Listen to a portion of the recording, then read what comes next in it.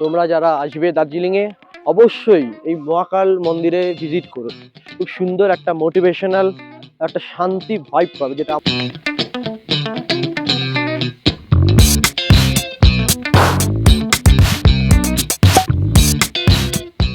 আর এখন আমরা এক্সপ্লোর করতে চলেছি দার্জিলিংয়ের আরও কিছু অফবিট প্লেস এবং সাথে আরও কিছু এনজয়মেন্ট মোমেন্ট তোমাদের সঙ্গে শেয়ার করবো। তো আমাদের গাড়ি চলে এসছে, ফাইনালি আমরা বেরোলাম। আমাদের বেরোনোর কথা ছিল 9:30, বাট এই মুহূর্তে একটু লেট হয়ে গেছে, যার জন্য 11:30 বাজে। এনিওয়ে, চলো দেখা যাক আজকে কী আমরা এক্সপ্লোর করতে পারি, সেটাই তোমাদের সঙ্গে শেয়ার করবো। তো লেটস গো।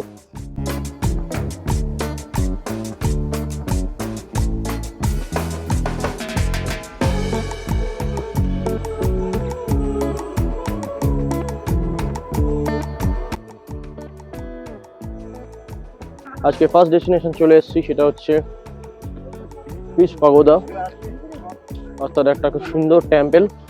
তোমরাও দেখো, তোমাদেরকে দেখাই। খুব সুন্দর একটা হিন্দু মূর্তি তোমরা দেখতেই পাচ্ছ।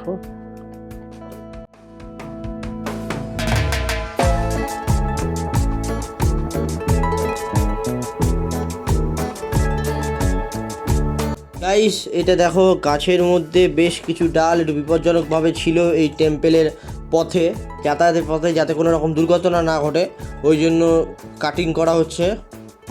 বাই দ্য ওয়ে, এটি হচ্ছে পিস পাগোদা অর্থাৎ শান্তি স্তূপ, এবং এই পুরো মন্দিরটায় একটা মোটিভেশনাল ভাইব কাজ করছে। গাইস, তোমরা যারা আসবে অবশ্যই এখানে ভিজিট করতে পারো। খুব সুন্দর, পরিষ্কার পরিচ্ছন্ন, এবং যেমনি নাম পিস পাগোদা তেমনি তার অর্থর মতোই পুরো একদম শান্তিজনক, পুরো একদম নিস্তব্ধ, নিলিবিলি একদম। আর আশেপাশে নাম না জানা পাখিরা অনবরত ডেকেই চলেছে। খুব সুন্দর লাগছে। মহাবীরের মূর্তি তোমরা দেখো।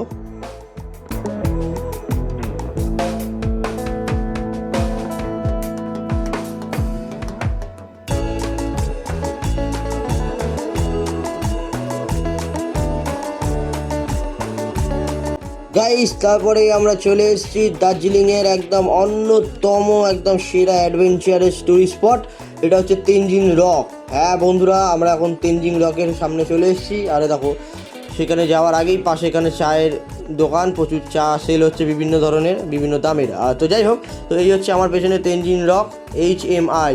গাইস, এখানে তোমরা চাইলে অ্যাডভেঞ্চারও করতে পারো মাত্র 100 টাকা দিয়ে। তোমরা এখানে ট্রেকিংয়ের ব্যবস্থা করা আছে, তোমরা চাইলে সেটা করে নিজেদেরকে অ্যাডভেঞ্চার একটা ফিল দিতে পারো। আর যাই হোক, আর পাশেই দেখো এখানে আরেকটা রক আছে। এই রকটা আগে এখানে ক্লাইম্ব করা যেত, বাট এই মুহূর্তে এটা বন্ধ করা আছে। এই রকটির নাম হচ্ছে গম্বু রক। এই রকটায় বেশ কিছু অংশ ভেঙে পড়ার কারণে এটা আপাতত একটু বন্ধ আছে।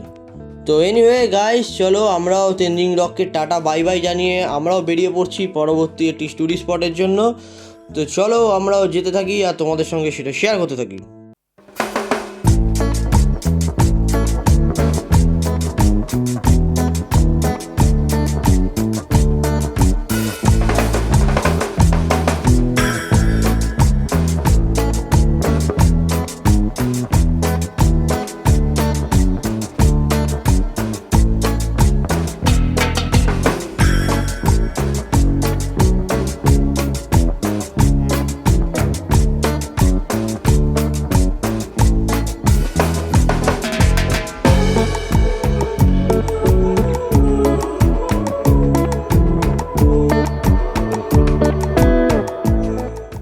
তো গাইস, তারপর আমরা চলে এসেছি, এটি হলো পাহাড়ের সবথেকে উচ্চতম চা বাগান। এবং চলো একটু দেখাই তোমাদেরকে, আরও কাছ থেকে দেখাবো, তাই জন্য একটু নিচে নামছি। চলো দেখানো যাক। এই দেখো গাইস, তোমরা দেখতেই পাচ্ছ একদম পুরো পাহাড়, আর এই আশেপাশে পাহাড়ে কিন্তু চা বাগান পুরো একদম ধাপে ধাপে তৈরি করো। দেখো গাইস কেমন পুরো একদম ধাপে ধাপে চা বাগান হয়, আর যাতে জল যেন না জমে সেরকম ব্যবস্থাপনাই করা থাকে, সেই হিসাবে চা বাগানগুলো তৈরি করে।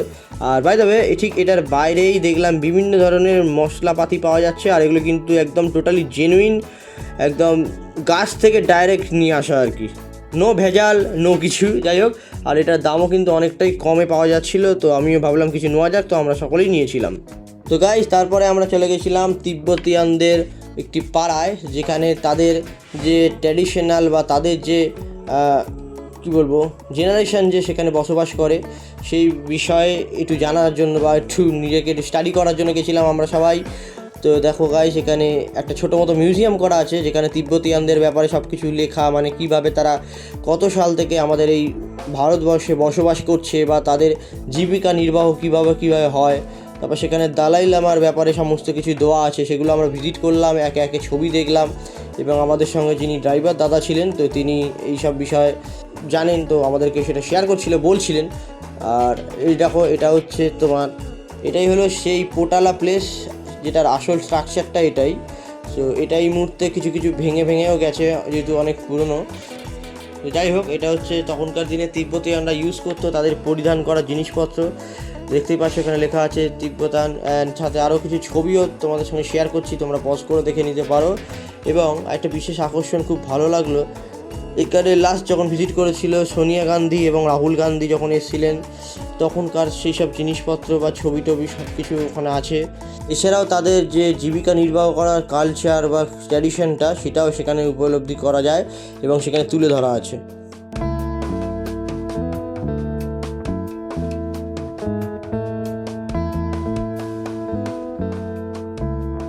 অবশেষে বন্ধুরা, আমরা এই পাহাড়ের দৃশ্য উপভোগ করতে করতে নিজেরা হারিয়ে গেছিলাম এক অদ্ভুত দুনিয়ায়। মানে মনটা বেশ কিছুক্ষণের জন্য শান্ত হয়ে গেছিল। সত্যি এই পাহাড় কতই যে অদ্ভুত, তার রাস্তা, আঁকাবাঁকা রাস্তা, বিশেষ করে মানে অসাধারণ সৃষ্টি, মানে অপূর্ব রূপ, অপরিসীম তার সীমা। তো বন্ধুরা, এবার আমরা যেতে চলেছি দার্জিলিংয়ের অন্যতম একটি রাস্তা যেটি মল রোড নামে পরিচিত। আমি আছি, সাথে তুলুদাও আছে এবং আমাদের পুরো গ্রুপটাই আছে। বন্ধুরা, এই মল রোড সকালের তুলনায় রাতের বেলা দেখতে বেশ ভালো লাগে, কারণ এখানে খুব লাইটিংয়ের আনাগোনা আছে চারিদিকে, খুব সুন্দর লাগে। এই দেখো গাইস, এরকম তোমরাও সামান্য কিছু টাকার বিনিময়ে তোমরা এদের সাথে সফর করতে পারো, কিন্তু এই জিনিসটা ভালো না, আমি বলবো এটাতে অ্যানিমেল হার্ম হয়। তো যাই হোক, তোমরা চেষ্টা করবে যাতে নাই করা যায়, কারণ এদেরকে কষ্ট দিয়ে তো করা উচিত। এই মুহূর্তে আমরা এখন মেলের ভিউ পয়েন্টে আছি, তোমরা দেখতে পাচ্ছ এখানে কত সুন্দর একটা মোমেন্ট। এটা আমরা কিছুক্ষণের মধ্যে রাতেই আমরা ট্র্যাক করবো, এই জায়গাটা আবার আসবো। দার্জিলিংয়ে একটি অন্যতম প্রধান দর্শনীয় স্থান হলো এই মহাকাল মন্দির। এই মহাকাল মন্দির মেন রোড থেকে ঠিক কিছুটা পায়ে হেঁটেলেই চলে আসা যায়। প্রবেশ করেছি, চলো যাওয়া যাক। তোমাদের সঙ্গে কিছু মোমেন্ট, ওখানকার ভিউ তোমাদের সঙ্গে শেয়ার করবো, চলো যাওয়া যাক। জোরসে বলো হর হর মহাদেব। এই মুহূর্তে আমরা উঠতে চলেছি মহাকাল মন্দিরে। রাস্তাটা একটু ছড়াই, সহজে তো ভগবানের দর্শন পাওয়া যাবে না, একটু কষ্ট করতে হবে, তবেই কেষ্ট ফিরবে।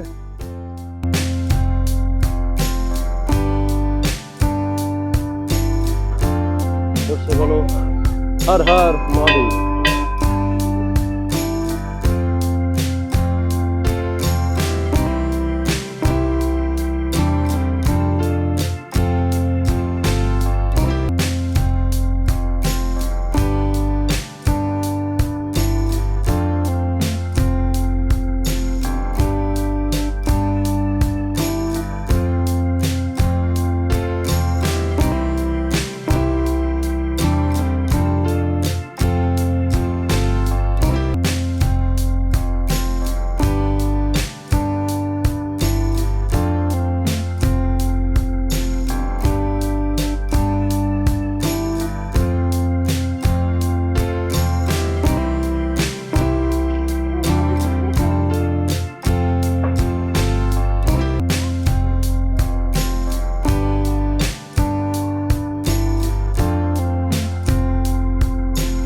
মন্দিরে ওঠার রাস্তাটা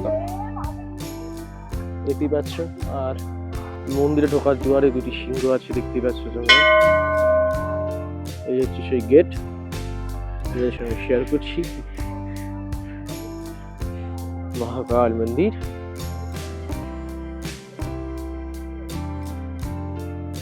তোমরা যারা আসবে দার্জিলিং এ অবশ্যই এই মহাকাল মন্দিরে ভিজিট করো, খুব সুন্দর একটা মোটিভেশনাল একটা শান্তি ভাইব পাবে, যেটা আমার মধ্যে এই মুহূর্তে ফিল হচ্ছে। মহাদেব বলবো, দেবাদিদেব মহাদেব বলে কথা।